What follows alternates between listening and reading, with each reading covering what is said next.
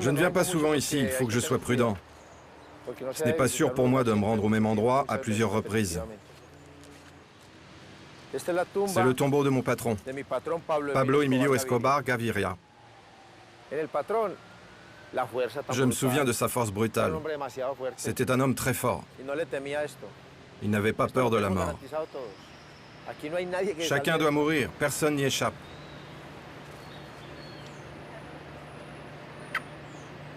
Et il savait que tôt ou tard, il se retrouverait dans la tombe.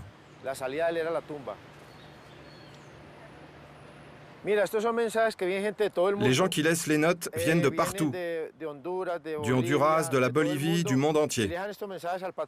Ils laissent des messages au patron. Ils demandent des miracles, pour du boulot, de l'argent. Ils lui demandent de bénir leur fusil avant un homicide. Donc les flics viennent souvent ici. Les gens sniffent de la cocaïne sur la tombe du patron. Ils déposent de la marijuana pour lui. Le tombeau est surveillé parce que les satanistes et les mafieux ont essayé de voler le crâne de Pablo Escobar.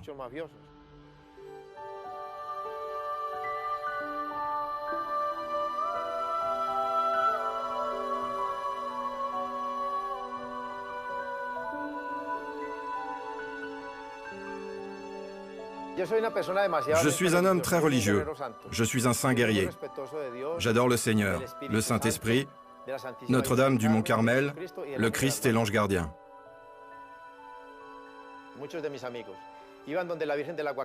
Beaucoup de mes amis sont allés à l'Agua Catala pour vénérer la Sainte Vierge, la patronne des tueurs.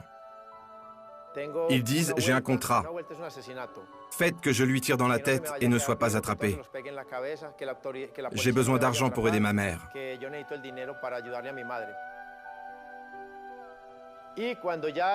Après l'assassinat, ils reviennent poser une énorme bougie devant l'autel de la Vierge. Les marchands de drogue vénèrent la même Vierge. Ils priaient Sainte Marie, je vais passer 500 kilos en contrebande, je vais en bateau vers le Panama, par le golfe d'Urabá, et si la cocaïne arrive aux États-Unis, je construirai une chapelle près de chez moi. Je dis toujours, si vous voulez extrader tout le monde, commencez par la Sainte Vierge. Elle est l'allié principal des trafiquants de drogue et des tueurs. Extradez-la. Mettez-la en prison.